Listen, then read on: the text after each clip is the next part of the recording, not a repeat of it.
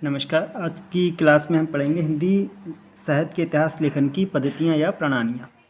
तो इतिहास लेखन की हिंदी साहित्य इतिहास लेखन की 5 प्रणालियाँ हैं या 5 पद्धतियाँ हैं। तो पहली पद्धति है वर्णानुक्रम पद्धति, दूसरी पद्धति है कालानुक्रम पद्धति, तीसरी पद्धति है वैज्ञानिक पद्धति, चौथी पद्धति है समाजशास्त्रीय पद्धति और 5वीं पद्धति है विधिवादी पद्धति। तो पहली पद्धति की अगर बात करते हैं तो वर्णानुक्रम पद्धति, जैसा कि 2 शब्दों से मिलकर बना वर्ण और अनुक्रम। तो इसकी परिभाषा की बात करें तो ये वह पद्धति है जिसमें रचनाकारों का परिचय वर्णमाला के वर्णों के अनुक्रम से दिया जाता है, उसे वर्णानुक्रम पद्धति कहते हैं। तो वर्णमाला के जो वर्ण हैं उनके अनुक्रम में रचनाकारों का परिचय होता है इस पद्धति में। इसकी विशेषताओं की बात करें तो पहली विशेषता है ये अमनोवैज्ञानिक पद्धति है, दूसरी ये अवैज्ञानिक पद्धति है, तीसरा बिंदु है ये एक तरह से शब्दकोशीय पद्धति है, चौथा बिंदु है ये एक इतिहास लेखन की सबसे प्राचीन पद्धति है, पांचवा यह है कि हिंदी साहित्य इतिहास लेखन में गारसादा ताशी तथा शिव सिंह सेंगर ने अपने इतिहास ग्रंथों में इस पद्धति का प्रयोग किया है। दो हिंदी साहित्य के इतिहासकार गारसादा ताशी और शिव सिंह सेंगर ने इस पद्धति का प्रयोग अपने इतिहास ग्रंथों में किया है। अब बात करते हैं दूसरी पद्धति की। तो दूसरी पद्धति जो इतिहास लेखन की है वो है कालानुक्रम पद्धति। दूसरी पद्धति है कालानुक्रम पद्धति। तो जैसा कि इसके नाम से काल प्लस अनुक्रम।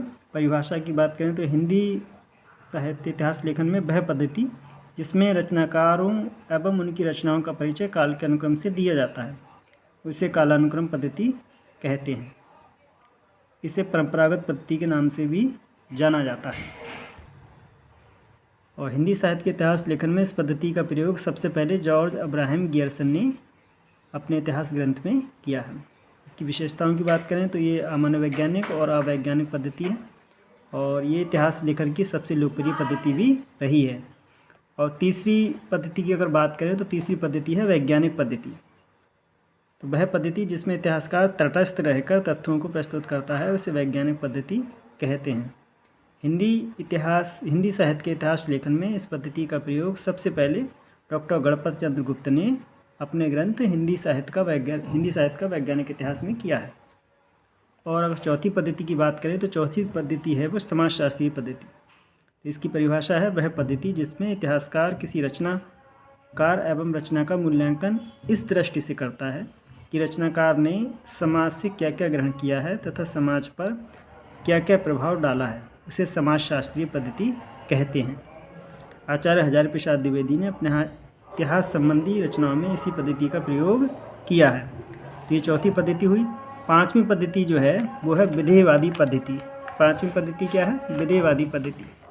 तो पांचवी पद्धति की बात करते हैं। इसकी परिभाषा वह पद्धति जिसमें जाति वातावरण क्षण को ध्यान में रखकर रचनाकार एवं रचनाओं का मूल्यांकन किया जाता है, उसे विधेयवादी पद्धति कहते हैं। इस पद्धति के जनक तेन हैं और हिंदी साहित्य के इतिहास लेखन में इस पद्धति का प्रयोग सबसे पहले आचार्य रामचंद्र शुक्ल ने किया है। और अगर इसकी विशेषताओं की बात करें तो इसकी पहली विशेषता ये इतिहास लेखन की सर्वश्रेष्ठ एवं नवीनतम पद्धति है। और दूसरी इसकी विशेषता इस पद्धति में रचनाकार एवं